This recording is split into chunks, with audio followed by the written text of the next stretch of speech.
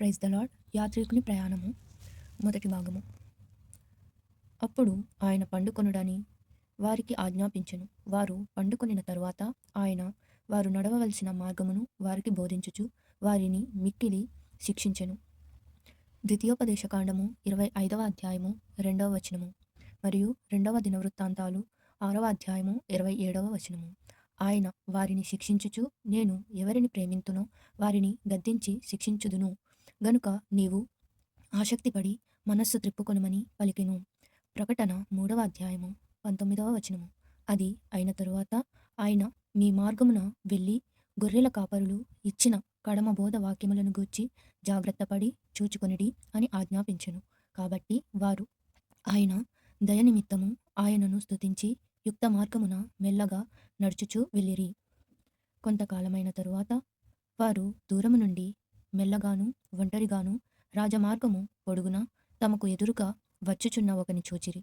అప్పుడు క్రైస్తవుడు తన చెలికానిని చూచి, అల్లదిగో ఒక మనుషుడు సియోనుకు విముఖుడై మనకు ఎదురుగా వచ్చుచున్నాడని పలికెను. నిరీక్షణ వానిని చూచితిని, అతడును ఇచ్చకాల మారియై ఎండునేమో అని మనము జాగ్రత్తపడి చూచుకొనవలెను. అతడు క్రమక్రమముగా సమీపించి తుదకు వారి యొద్దకు వచ్చెను. వాని పేరు నాస్తికుడు. వాడు మీరు ఎక్కడికి వెళ్ళుచున్నారని వారిని అడిగెను. అందుకు క్రైస్తవుడు మేము సియోను కొండకు వెళ్ళుచున్నామని పలికినప్పుడు నాస్తికుడు మిక్కిలి వడిగా నవ్వసాగెను. క్రైస్తవుడు నీవు నవ్వుటకు కారణమేమి? నాస్తికుడు మరేమీ లేదు, మీరు ఇంత అవివేకులై ఉండుట చూచి నవ్వితిని. ఏమి, మీరు కష్టపడి ప్రయాణము చేయుచున్నారే గాని మరి ఏ ఫలమును కలుగదేమో, అయినప్పటికీ ఇంత ప్రయాసకరమైన ప్రయాణము చేయుటకు పూనుకుని ఉన్నారు. క్రైస్తవుడు ఏమి మనుషుడా, మేము చేరలేమని నీకు తోచుచున్నదా? నాస్తికుడు చేరుటేమి, ఉన్నదని మీకు తోచిన స్థలము ఈ లోకములో లేనే లేదు. క్రైస్తవుడు అయితే అది రాబో లోకములో ఉన్నది. నాస్తికుడు నేను నా స్వదేశములో ఉన్నప్పుడు మీరిందాక చెప్పిన ప్రకారమే వింటిని. అలాగున వినినందున నేను దాని చూడవలెనని బయలువెళ్ళి ఈ 20 సంవత్సరములు ఆ పట్టణమును వెతుకుచున్నప్పటికీ నేను బయలువెళ్ళిన తొలినాడు ఎలాగో అలాగే ఇంతవరకు అది ఎంత మాత్రమును నాకు కనబడలేదు.